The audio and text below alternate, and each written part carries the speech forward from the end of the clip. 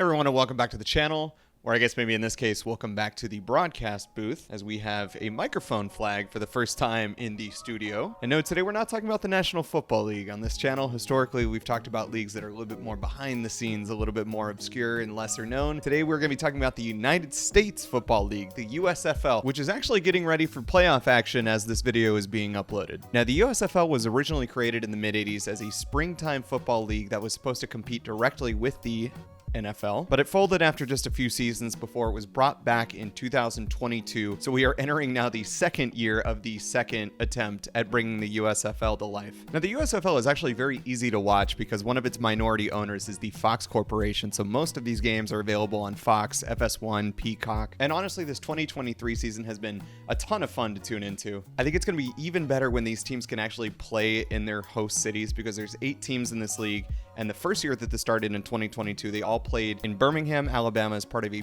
bubble protective system because of COVID-19. And for 2023, they expanded to play in 4 different stadiums. This included Ford Field in Detroit, Michigan, Tom Benson Hall of Fame Stadium in Canton, Ohio, Protective Stadium in Birmingham, Alabama, and Liberty Stadium in Memphis, Tennessee. So it'd be great when these teams can play in front of a true home crowd representing the city that their namesake is taken up for. Let's go ahead and talk about just the logos themselves here. As always, we're going to go from what I consider the worst to the best. But what's pretty interesting before we get too far into it, all of these logos are just kind of modern day interpretations of former logos that existed when this league was around in the 80s. So for all these logos we're going to talk about today, we're going to look at the current version as well as kind of compare it to the older version of that logo when it was around in the 80s. So let's go ahead and get right into it with what I consider the worst. That's going to give us the New Orleans Breakers. Now, this logo is by no means bad. I would never say that it's bad.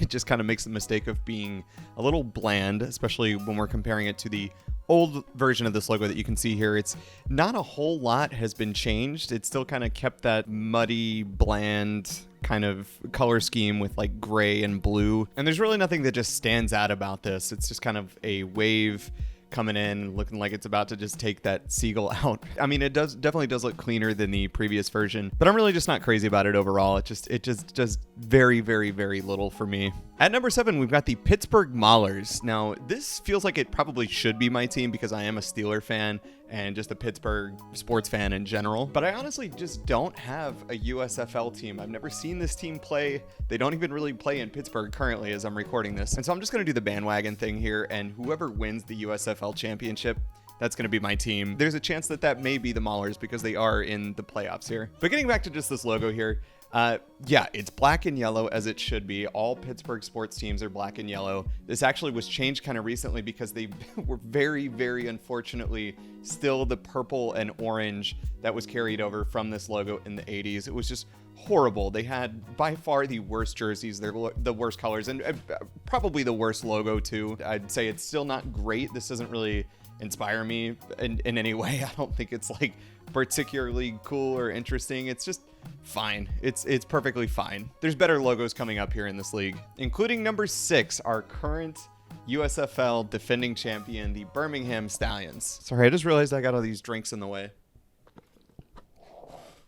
This logo is super cool. Like, it's got a ton of energy, and the stallion itself looks really intense. It's a huge upgrade from the logo that they had in the 80s, which was like really just kind of like, I would say unfocused is a nice way to put it. It's got a little Birmingham up here, a big stallion on the bottom, and a pony just kind of like sandwiched in the middle between the two. So this Birmingham logo now, very nice. We're getting into some really good stuff here. Honestly, this league as a whole has some pretty awesome logos. At number 5, the Memphis Showboats. Again, just another great example of energy and motion, just like the Stallions had. Like, this boat is going somewhere and it's getting there in a hurry. I love the colors on this. That blue and yellow with the white look awesome. Like, this is super cool, and I think that this is really going to hold up well, as their old logo did. I mean, this is super cool with like the steamboat out on the river. It's got, I guess it's a paddle boat because of what we're seeing in the S with the paddles. This is something that really connects well with the city that it's representing. You know, Memphis is like right on the Mississippi River. And I love that this is just text-based, but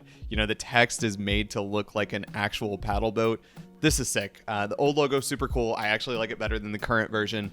But the current version that we see here is still super sick. A lot of cool flow and energy to this logo. Yeah, this is awesome. At number 4, we've got the New Jersey Generals. Now, this current version that we see here did not stray too far from the old, or I guess the original version of this logo that we saw in the 80s here. It's just a lot more polished and modernized. They kept the exact same text and font for Generals, which I agree was a good decision because like that font looks really awesome. They just kind of cleaned up the patch or the crest. I'm not sure the correct terminology there with the stars. And that is really what makes this logo stand out to me, because the current version of that looks so good as far as like if you were to put that on a hat or like a patch on the arm, and it just has this really kind of like cleaned, polished, obviously military look to it, which looks so great. And it's just very clean and symmetrical, and it's really just like that part of the logo that I love. The font and the text down here at the bottom, that's all well and good. That looks nice, but the actual like logo for the General with the stars, the 5 stars, looks awesome.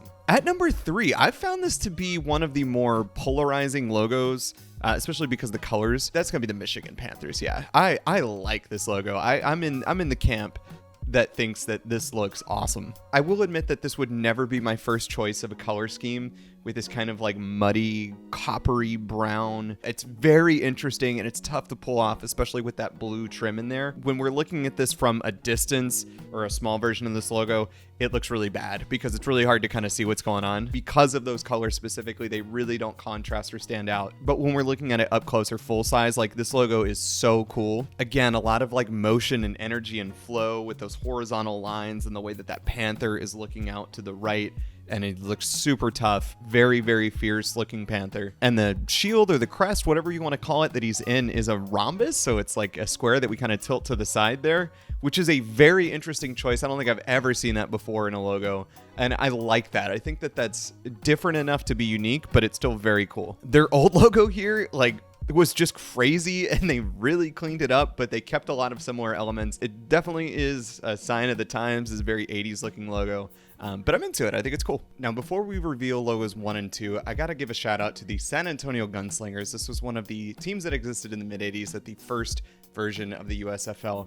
A banger logo that would probably be here in this top 3 slot if we were still talking about it today. This team name is still in use by a current indoor arena football team that plays here in San Antonio. Their logo is kind of whatever, you know, I'll still support them because they're a San Antonio team. And it's great that they're still using the Gunslinger name to keep that name alive. But yeah, San Antonio Gunslingers, special shout out. But at number 2 here for the current USFL logos, we've got the Philadelphia Stars.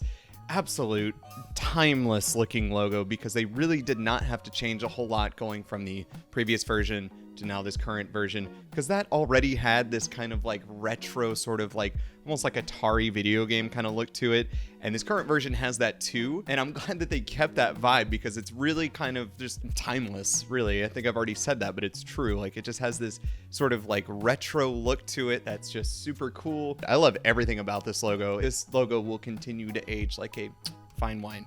And similarly at number 1, we've got the Houston Gamblers, which saw like absolutely no change essentially from the old version to the current version. They kind of cleaned it up a little bit, but yeah, like what a beauty with this big red G. It's got the Texas outline right in the middle of that big red G for Gamblers, and a nice yellow star on there too. Huge shout out to the Houston Gamblers, easily deserving of a number 1 spot. Although again, you could make a case for many of these logos in this league because they are incredible, but with that red, that black, a little bit of yellow and white in there too.